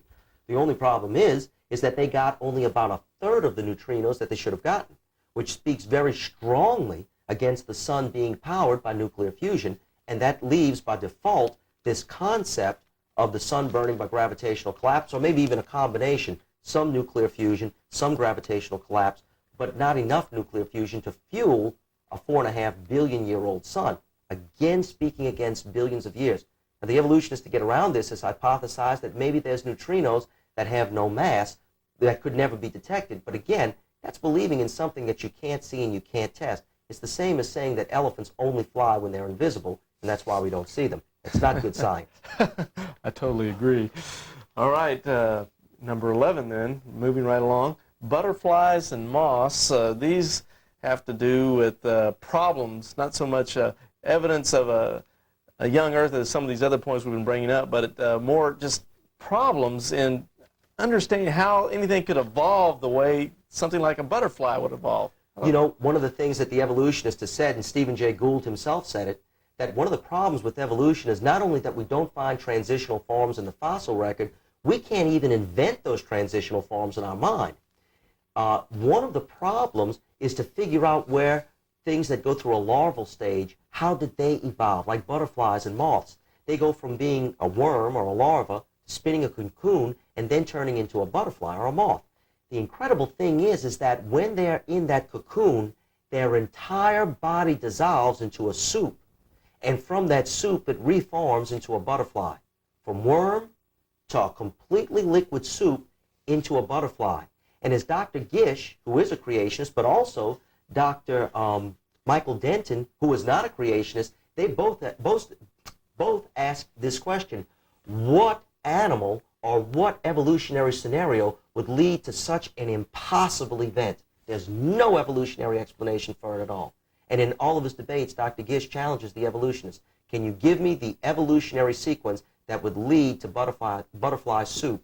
And how does that benefit the creature at all? Right, and there's other things. And we could bring up just a host of different creatures that would just bombardier beetles, I think of, explosive chemicals, how do you evolve that? Now, all kinds of things. Duck-billed platypus, impossible scenarios for the evolution. Right, which are never again brought up in Exactly. in the textbooks of our schools or whatever. Okay, but Doctor, it's obvious, based on point 12 here on the chart, can scientists be creationists? I mean, nobody in their right mind would believe in creation. Yeah, I mean, you couldn't even be a scientist on that level. What do you have to say about that? You know, it's interesting. Some of the greatest scientists of all time have been creationists and have been Christians. Isaac Newton, who invented calculus and developed the laws of motion, was a Christian creationist. Lord Kelvin was a Christian creationist. Boyle was a Christian creationist. Joseph Lister. Louis Pasteur, the greatest scientist that France ever produced, was a Christian creationist. Wernher von Braun, the man who developed the NASA space program, was a Christian creationist. We look at a lot of scientists who are creationists, who are Christians, so much so that it caused an atheist, a gentleman by the name of Whitehead, Dr. Whitehead, who helped develop the hydrogen bomb, made the statement that had it not been for Christianity, there would be no science. Very well said. I'd like to mention, too, I've got a few notes here. You can mention also Francis Bacon. You mentioned, of course, Isaac Newton. There's Robert Boyle, who was heavily involved in chemistry. And there's a number of sciences that were started by creation scientists that never get any credit for it. Comparative anatomy. Louis Agassiz and Jacques Cuvier, who, and comparative anatomy now is the evolutionists' calling card, allegedly, for the fossils, and yet those studies were initiated by Christian creationists. That's right. And you have computer science. Babbage, who developed the first computer, was a Christian creationist. Dynamics, electronics, electrodynamics, electromagnetics, and my list goes on and on. And you know, we've got less than 4 minutes now, so I can't continue on that. But hopefully the point has been stressed that you have not lost your mind or your science if you believe in creation. Absolutely not. Okay, the time flying here. We're almost out of time. 13, Doctor, then to wrap up the show here, we're going to move into these last couple of points. Is the Bible reliable as a creation record? I would say beyond any shadow of a doubt that it absolutely is reliable. One of the criticisms is that the Bible speaks about a young earth and a young universe. I would propose that there's more than enough evidence to document a young earth and a young universe, more than enough evidence to discredit the old age indicators. The Bible talks about the need and the truth that there was an original intelligent creator. The second law of thermodynamics, as it applies to information theory, requires that there be an intelligent creator. To get the information in your DNA, there must be an intelligent source. What the Bible tells me about creation is required by science and is supported by the scientific evidence. In order to believe scientifically what occurred and how we got here, I have to go back to the Scripture and say that it's scientifically valid. Very good. I would like to mention at this point, too, since we're talking about the Bible, Romans chapter 1, verse 20. It says, "For the invisible things of him from the creation of the world are clearly seen, being understood by the things that are made, even as eternal power and Godhead, so that they are without excuse." So the Scripture says that God has made everything, and it should be obvious to any person looking at the creation that there is a God behind it all. When we look at Mount Rushmore, we don't think that it evolved over hundreds of millions of years by wind and water erosion carving out the president's faces. When we look at the intelligent life and especially the complexity of DNA, we know that there must be a creator God. And from what I gather from the Scripture, that on Judgment Day, when men stand before God, they won't have an excuse. Well, it was evolution. It says right here they're without excuse because God has made it plain to them as the Scripture goes on. Exactly. So we're almost out of time now, Doctor. I would like you to talk a minute or two about the gospel message. Maybe we've got some people to think here about maybe there really is a God. Tell the viewers here with time running out. Very, very quickly. If you reject the Bible because you think that the first verse of the Bible is false, in the beginning God created, the overwhelming scientific evidence says that it's not false. And if that's the case, then you can believe whatever the Bible says. The most important thing it talks about is one man in history, Jesus Christ, who claimed to be God, and said that he offered his life as complete payment for your sins, that if you put your full faith and trust in what Jesus did and not what you do, he would provide for you what I as a physician could never provide, a cure for death. He would give you the gift of eternal life just by confessing that you're a sinner, placing your full faith and trust in his death as payment for your sins, believing that he rose from the dead to prove that he has power over death. That's the gospel. The entire Bible is true, but the most important thing it talks about is Jesus Christ. That's right. And to conclude here, I'd just like to mention the scripture plainly says in John 3:16 that we all pretty much know, for God so loved the world that it gave his only begotten Son, that whosoever should believe in him should not perish but have eternal life. It goes on to say in that same chapter, down in verse 36, he that believeth on the Son hath everlasting life, and he that believeth not the Son shall not see life, but the wrath of God abideth on him. God has made it plain. He sent his Son to die on a cross to save us from our sins. And the creation record, the testimony of the Scripture, archaeological and prophetic utterances of the Scripture prove it, prove the Bible and its validity. So please consider these things.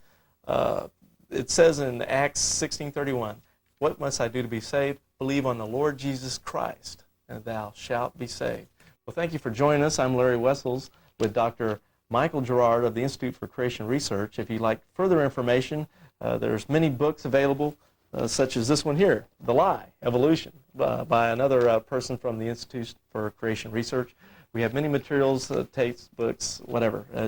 Just give us a call or write the address at the end of the show. Thank you for being with us, and may the Lord bless you.